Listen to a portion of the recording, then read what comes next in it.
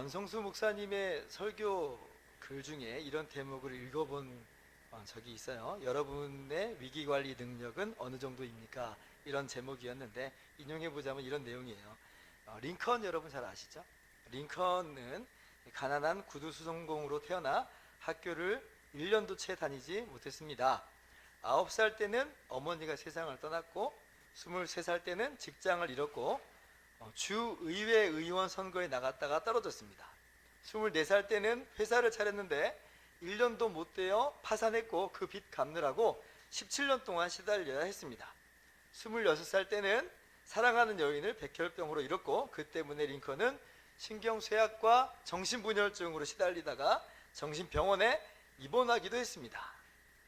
그 뒤로는 여러분도 잘 아시다시피 각종 선거에 나갔지만 번번이 얼마나 많이 낙선을 해요.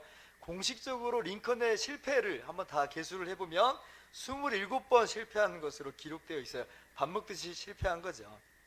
그런데 이제 그 수많은 실패와 또 사람들의 조롱 속에서도 굴복하지 않고 마침내 51세의 나이로 미국의 16대 대통령이 됩니다. 사람들이 그래서 물어보죠. 당신의 성공의 비결은 무엇입니까? 했을 때의 그 대답이 이래요. 누구보다 실패를 많이 하는 것이 성공의 비결입니다. 제가 걷는 길은 험하고 미끄러웠습니다. 그래서 자꾸만 미끄러져 길 바깥으로 곤두박질 치곤 했습니다. 하지만 저는 곧 기운을 차리고 제 자신에게 말했습니다. 괜찮아. 약간 미끄럽긴 하지만 낭떠러지는 아니야. 그러면서 실패를 통해서 실패에 담긴 뜻을 배웠고 그것을 징검다리로 활용했다. 이제 그렇게 이야기를 해요. 그 권성수 목사님이 이제 그 글에서 계속되는 내용 속에서 이렇게 글을 남겼습니다. 실패는 아무것도 이루지 못했다는 이야기가 아니다. 실패는 뭔가 배웠다는 의미이다. 이렇게 썼어요. 오늘 우리는 모세의 실패를 또 다시 한번 들여다보게 될 것입니다. 그럼 그 실패는 무슨 의미가 있는가? 실패로만 끝나는 것이 아니라 그 안에서 우리에게 주시는 하나님의 교훈이 있어요. 오늘 그 교훈을 바라보면서 여러분의 삶과 신앙을 다시 한번 점검하고 그 은혜 가운데 걸어가시는 저와 여러분 모두 되기를 바랍니다.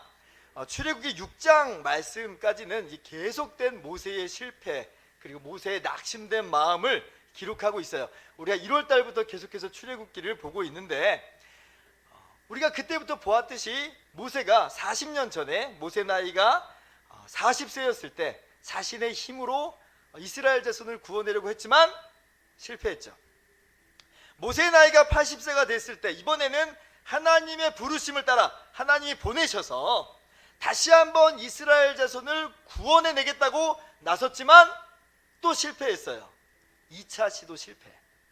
애굽왕 바로는 이런 지하에 바로의 이 모세의 요청을 이스라엘을 자손을 내보내달라고 하는 요청을 거절했고 도리어 노동의 강도를 더 무겁게 만들어 버리잖아요. 이스라엘 자손들은 그러니까 그 무거운 노동의 강도에 견디지 못해서 더 이상 모세의 말을 듣질 않아요. 왜? 모세의 말 괜히 더 들었다가 더 힘들기만 하겠잖아요. 그러니까 지금 모세 안에 남겨진 결과는 아무것도 없어요. 1차 시도 실패, 2차 시도 실패. 상황이 이러니까 모세의 마음이 얼마나 낙심이 되고 또 좌절되고 얼마나 무기력감에 빠져들었겠습니까? 다 집어치우고 포기하고 싶겠죠. 그런데 하나님께서는 이 모든 상황을 다 아실 텐데도 오늘 말씀 보니까 다시 한번 모세에게 말씀하세요. 애굽왕 바로에게 가서 이스라엘 백성을 보내라. 그렇게 이야기하라는 거예요. 3차 시도, 3차 시도. 오늘 본문 10절 말씀 보세요. 여호와께서 모세에게 말씀하여 이르시되 11절 같이 읽어볼까요? 시작. 들어가서 애굽왕 바로에게 말하여 이스라엘 자손을 그 땅에서 내보내게 하라. 세상에 지금 모세가 계속된 실패 속에서 얼마나 마음이 힘들어요. 이제 더 이상 못할 지경까지 그 마음이 힘들고 괴롭게 됐는데 하나님은 그 마음을 아시는지 모르시는지 그냥 모세에게 또 한 번 이야기하는 거예요. 애굽왕 바로에게 들어가서 말하라. 아니 2차 시도 때는 그래도 이스라엘 자손들의 지지라도 있었는데 이번에는 이스라엘 자손들의 마음조차도 다 돌아서 버렸잖아요. 더 이상 이스라엘 자손들도 모세의 말을 듣지 않는데, 아니 지금 또 바로에게 가서 이야기하라고요? 또 얘기했다가 잘못돼 버리면 그 뒷감당을 어떻게 하라고 하나님은 지금 모세에게 이렇게 시키시는가? 그런데 하나님께서는 내가 하겠다라고 말씀하시면서 가서 말하라고 이야기해요. 지금 그래서 우리가 이 흐름을 보면서 우리가 하나님의 말씀, 하나님의 교훈을 발견하고 깨달아야 되는 게 있어요. 지금 모세의 어떻게 보면 거듭된 실패 속에서 하나님께서 말씀하고 계시는 바가 있어요. 그게 뭐냐면, 모세야, 너의 진정한 사명은 이스라엘 자손을 애굽에서 건져내는 게 아니야 라고 말씀하시는 거예요. 그러면 모세의 진정한 사명은 뭐냐? 하나님의 말씀을 순종함으로 가서 전하는 거예요. 하나님께서 그건 내가 하는 일이야, 너는 가서 이야기해 라고 하는 거예요. 눈에 보이는 결과가 지금 나의 기대와 나의 생각과는 다르게 지금 전개된다 할지라도 모세의 사명은 뭐냐면 가서 이야기하는 거예요. 순종하는 거죠. 하나님께서 지금 모세하고 어떤 결과물을 가지고 지금 시비하시지 않잖아요. 야, 왜 그것밖에 못했어? 결과가 그게 뭐야? 설득을 좀 더 잘했어야지. 그것밖에 못해? 라고 지금 말씀하시지 않아요. 모세가 지금 얻어낸 결과에 대해서는 아무 말씀 안 하세요. 아무 말씀. 그냥 다시 가라는 거예요. 다시 가라는 거예요. 우리는 뭐든지 결과를 가지고 결과부터 따지죠. 그런데 하나님은 그러시지 않아요. 그저 하나님이 원하시는 건 뭐냐면 결과가 어떻든지 간에 하나님 말씀에 순종하는 것, 가서 말하라는 거예요. 결과는 하나님이 책임지실 터이니, 하나님 자신이 책임질 터이니 너는 그저 가서 말하라. 여러분, 그렇다면 모세에게 있어서 진정한 실패는 뭘까요? 애굽왕 바로를 설득하지 못한 게 실패가 아니고요, 가서 말하기를 멈춰버리면, 즉 순종하기를 포기해버리면 그게 실패예요. 그런 의미에서 모세는 아직 실패한 게 아니에요. 하나님이 하신다고 하셨으니까 그냥 가서 말하라고 했으면 그대로 하면 모세는 되는 거예요. 그래서 우리가 이 모세의 모습을 보면서, 하나님께서 모세를 다루시는 이 모습을 보면서 배워야 되는, 우리 마음 가운데 새겨야 되는 교훈이 바로 있어요. 뭐냐면 나의 진정한 사명은 무엇인가 하는 거예요. 어떤 겉으로 드러나는 어떤 결과들을 도출해내는 것, 이것이 하나님이 내게 맡기신 사명이고 그것이 나의 진정한 사명인가? 라고 할 때에 오늘 말씀은 아니다라고 이야기하고 있어요. 물론 지금 모세에게 이스라엘 백성을 건져내라라고 하는 그 말씀을, 그래서 건져내는 것이 진짜 사명처럼 보이지만 사실은 그것을 하나님이 하시는 거고, 모세에게 맡겨진 사명은 가서 이야기하라, 순종하라, 순종하라. 그래서 우리가 깨달아야 돼요. 아, 그렇구나. 포기하지 않고 하나님 말씀에 순종하면서 살아가는 것, 이것이 바로 내 사명이구나. 여러분, 이 말씀을 마음 가운데 새기면서 여러분의 삶과 신앙을 다시 한번 정립해 나가시길 소망합니다. 요즘 우리 사회는 결과 중심주의 시대라서 정말 참 치열하게 바쁘게 그렇게 살아갑니다. 성과를 참 중요시하게 여겨요. 그러다 보니까 상호 경쟁이 나날이 격화되고 다른 사람들과 비교하고 또 비교당하기 일쑤고 성과에 따라서 차별하고 차별되는 그런 사회가 돼버렸어요.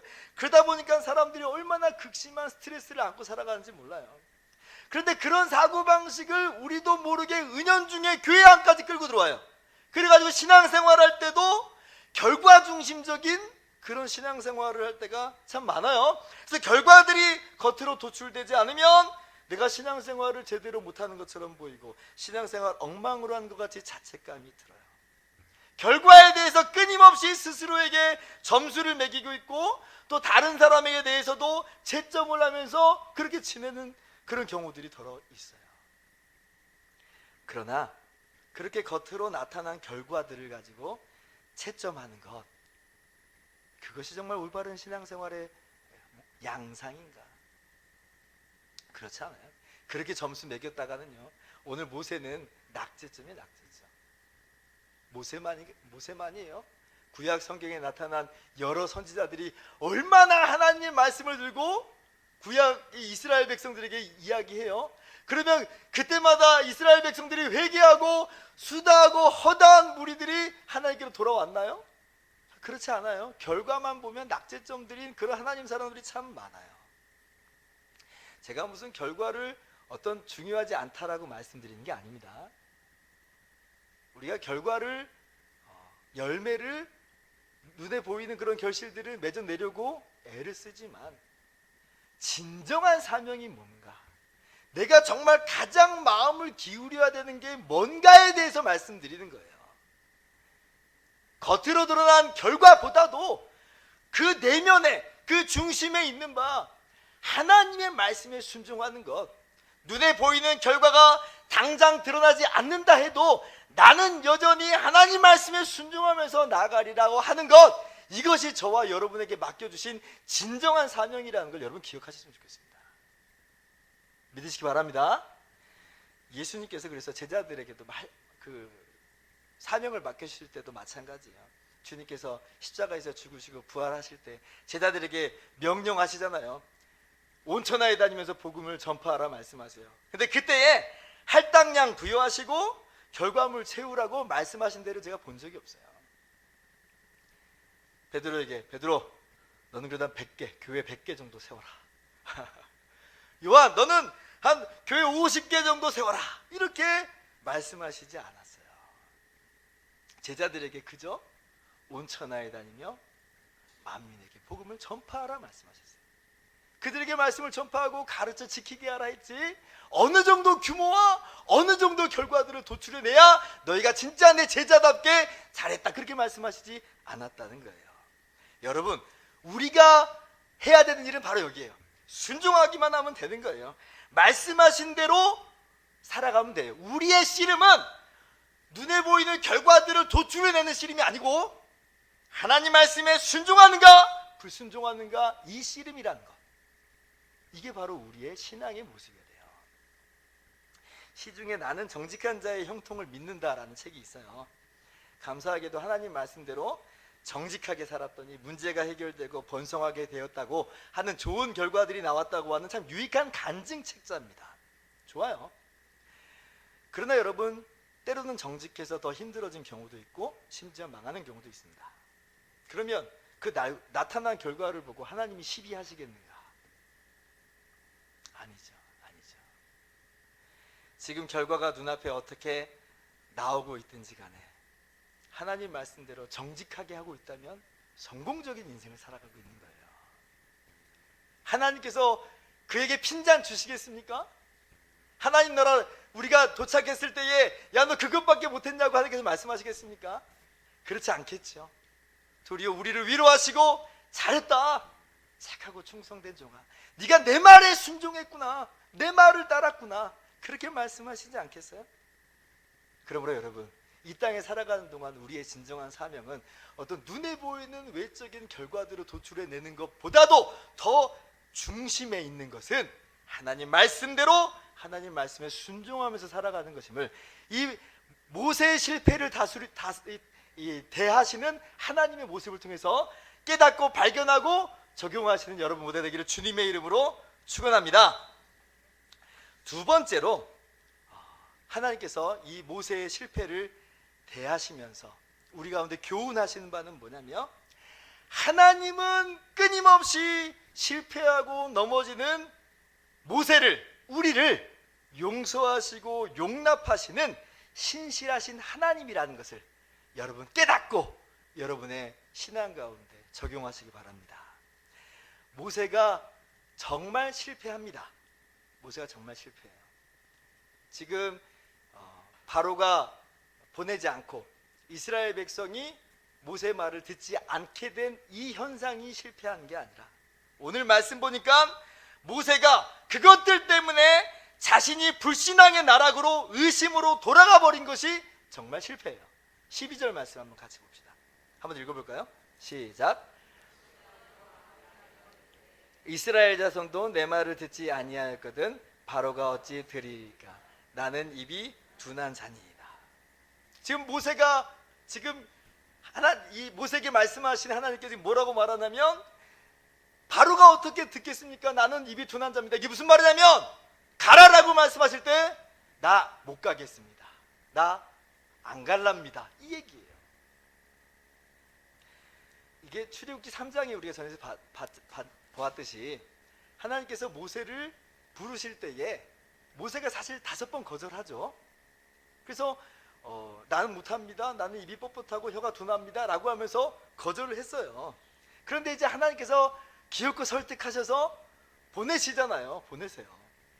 그런데 지금 바로의 거절이 있고 이스라엘 자손 외면이 있으니까 모세가 어디로 돌아가 버렸냐면 다시 그때로 돌아갔어요. 오늘 이 6장 12절에 나오는 이 모세의 고백은 언제적 이야기하고 똑같냐면, 출애굽기 4장에 하나님께서 모세를 부르실 그때의 모세의 변명, 모세의 거절, 바로 그 내용 그대로예요. 거기 보면 모세가 여호와께 아뢰되 오 주여, 나는 본래 말을 잘하지 못하는 자니이다. 주께서 주의 종에게 명령하신 후에도 역시 그러하니 나는 입이 뻣뻣하고 혀가 둔한 자니이다. 그때 처음에 못한다라고 하나님의 말씀을 지금 따르지 못하던 그때 그 시절 이야기 그때로 고스란히 돌아갔어요. 반복돼 버렸죠. 한마디로 말하면 모세가 순종하기를 멈춘 거예요. 모세가 순종하기를 그쳤어요. 그래서 모세의 이 변명, 모세의 거절은 사실 처음에 5번, 우린 5번으로 그때 배웠는데 5번으로 끝난 게 아니라 오늘 본문까지 하면 6번, 6장 30절 보세요. 이것을 단순히 반복적인 기술로 아니라고 본다면, 실제 대화의 내용으로 본다면 7번, 1번, 2번, 3번도 아니고 6번, 7번 다시 절망의 나락으로 떨어져서 못한다고 안 한다고 불순종으로 주저앉아 버리는 모세의 모습을 오늘 성경이 보여주고 있어요. 모세의 연약함이 얼마나 정말 부족하고 허약한지 오늘 말씀이 너무나 잘 보여줘요. 그런데 하나님의 모습은 그때에도 마찬가지고요, 지금도 동일해요. 5번 거절할 때도 여전히 끌고 나가시는 하나님의 모습 보잖아요. 그런데 이렇게 6번, 7번 다시 한번 또 넘어져 버리는 모세를 포기하고 놓아버리시지 않고 끊임없이 용납하시고 용서하시는 하나님의 모습을 봐요. 모세가 7번 거절했다는 것은 7번째 참으시는 하나님의 모습을 보여주고 있는 거예요. 얼마나 하나님 신실하신 분이고 얼마나 하나님 우리를 참으시는 분인지 오늘 이 말씀이 너무나도 잘 보여주고 있죠. 지금 이렇게 7번째 거절했다고 해서 하나님께서 모세를 포기해버리고 너 같은 건 이제 필요 없다라고 그렇게 내동댕이 치시나요? 7장 보니까 그렇지 않고 여전히 가라고 말씀하시면서 이끌고 나가시는, 용납하시는, 용서하시는 바 하나님의 모습을 봐요. 바로 이 하나님이 저와 여러분의 하나님입니다. 신실하신 하나님, 우리를 용서하시고 용납하신 하나님. 우리는 하나님께 신실하지 못하지만 하나님 해보겠습니다 라고 했다가 그새 또 주저앉아서 못합니다, 나는 하나님께 이렇게 신실하지 못한데, 하나님은 얼마나 신실하신지 그럼에도 불구하고 용서하시고 참으시면서 우리에게 계속 말씀하시고 끌고 나가신다는 거예요. 제자들이 예수님께 물어본 적이 있죠. 마태복음 18장 21절 보면 그때 베드로가 나와 이르되 주여, 형제가 내게 죄를 범하면 몇 번이나 용서하여 주리까? 7번까지 하오리까? 그때 주님의 말씀이 이거예요. 22절 말씀이에요. 읽어봅시다. 시작. 예수께서 이르시되 내게 이르노니 7번뿐 아니라 7번을 70번까지라도 할지니라. 아멘. 제자들에게 지금 요청하시는 말씀이에요. 자, 그러면 제자들에게만 그렇게 요청하시고 하나님은 팔짱 끼고 계신다는 이야기예요? 그 얘기가 아니죠. 제자들에게 이렇게 요청하신다는 것은 7번씩 70번이라도 용서하시는 하나님의 모습을 보여주고 계시는 거예요. 주님의 십자가가 우리 가운데 이야기하는 바가 뭐냐? 우리는 하나님께 신실하지 못하지만 하나님은 얼마나 우리에게 신실하신가를 보여주는 것이 주님의 십자가죠. 오늘 지금 참담한 결과 앞에서 하염없이 넋두리를 쏟아내는 이 모세, 신실하지 못하고 사명 집어 던져버리고 있는 이 모세에게, 주저앉아 버리는 이 모세에게 그래도 참으시고 너그러이 대하시는 주님의 모습, 얼마나 우리를 참아주시고 얼마나 우리를 용서하시는 분인지.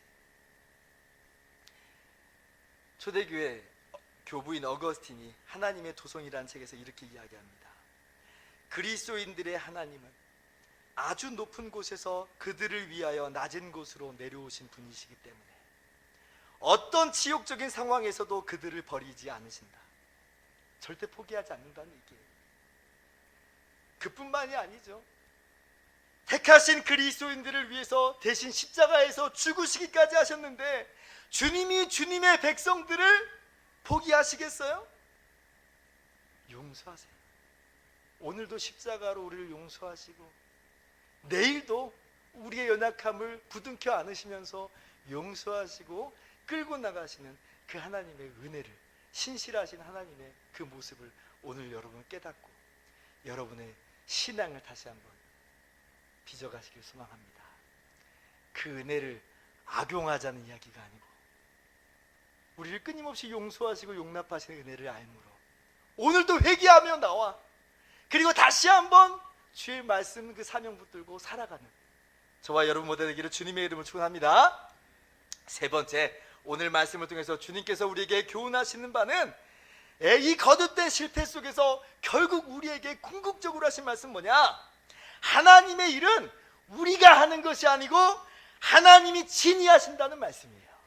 하나님이 여러분을 통해서 하나님의 일을 여러분 안에 또 그리고 여러분을 통해서 여러분 주변에게 나타내시는데 그것은 하나님께서 친히 행하세요. 우리에게 맡겨주셨다고 해서 우리가 해내는 일은 아니에요. 주님이 하세요. 12절 말씀 다시 한번 제가 읽어볼게요. 모세가 여호와 앞에 아뢰어 이르되 이스라엘 자손도 내 말을 듣지 아니하였거든 바로가 어찌 들으리이까 나는 입이 둔한 자니이다. 이 이야기는 뭐예요? 사실 모세는 두 손 두 발 다 들었다는 거예요. 나는 정말 아무것도 할 수 없습니다라는 그런 고백이에요. 모세가 지금 사명 앞에서 포기하고 주저앉아 버린 내용이기도 하지만 다시 생각하면 이건 내가 도무지 감당할 수 없는, 예 맞아요. 우리는 무능해요. 우리는 아무것도 할 수 없는 연약한 존재들이에요.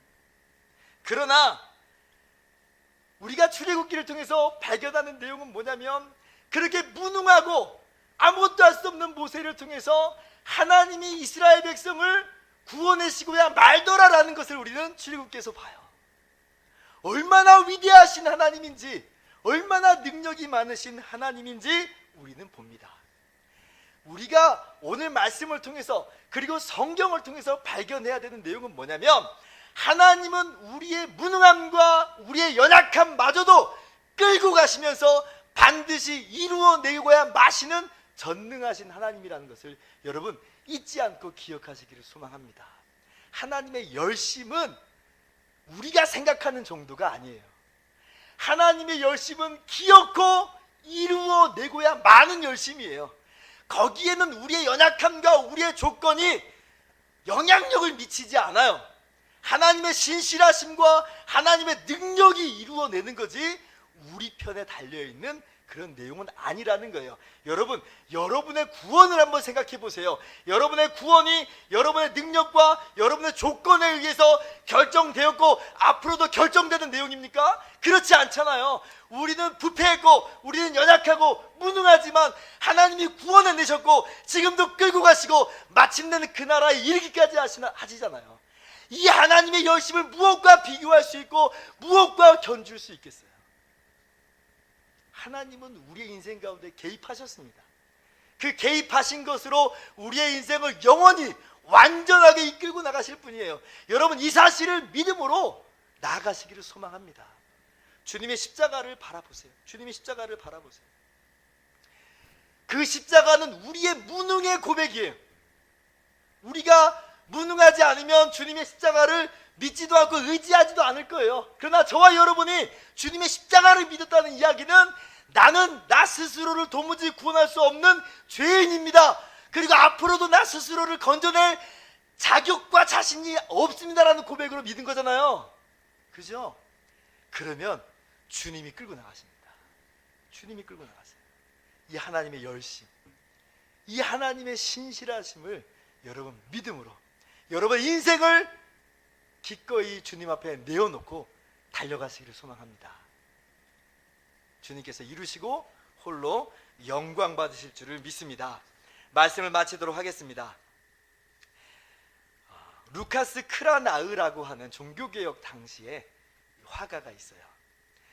이 사람이 이제 궁정화가라서 여러 가지 그림을 많이 그리는데 이게 성경의 내용 가지고도 그림을 많이 그립니다. 근데 그 그림 중에 이 선한 목자라고 하는 이제 그런 그림이 있어요.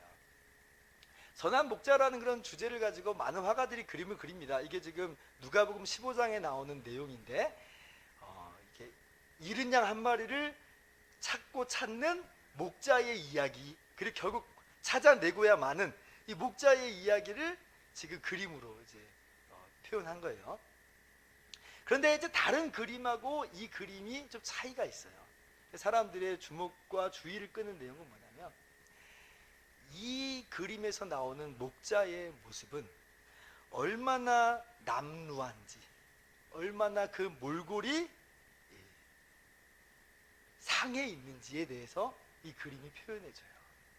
어떤 후광을 그려내지 않고 아주 멋들어진 옷을 그려내지 않고 이 양 찾느라고 옷은 다 헤어지고 찢기고 얼굴은 상하고 이런 모습으로 그려내요. 여러분, 우리는 다 양 같아서 그릇 행하여 각기 제 길로 갔죠. 그리고 구원받은 이후에도 여전히 끊임없이 각기 제 길로 가버리는 우리의 모습이에요.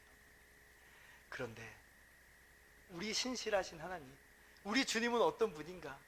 그런 우리를 찾아내시고 이끌어내시고 그래서 다시 한번 무리 가운데 인도하여 들으시고 그 길을 끝까지 걸어가게 하시는 바로 그분이세요. 바로 그분이세요. 우리가 지금 부족한 것을 두고 빈잔 주고 우리에게 면박 주고 포기해버리는 그런 분으로 성경이 그려내지 않고 내가 십자가로까지 너를 사랑했다 말씀하시면서 주님의 그 고난과 고초의 모습을 우리 가운데 보여주시면서 기어코 반드시 끝까지 이끌고 나가시는 그 모습으로 우리 가운데 나타내어 주십니다. 빌립보서 1장 6절입니다. 너희 안에서 착한 일을 시작하신 이가 그리스도 예수의 날까지 이루실 줄을 우리는 확신하노라.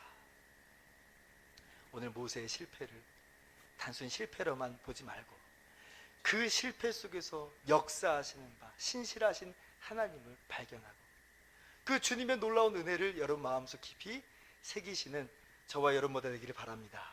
그러므로 오늘도 다시 한번 일어나서 주님의 말씀에 순종하는 사명을 감당하는 저와 여러분의 모든 삶이 되기를 주님의 이름으로 축원합니다. 기도하겠습니다. 전능하신 하나님 아버지,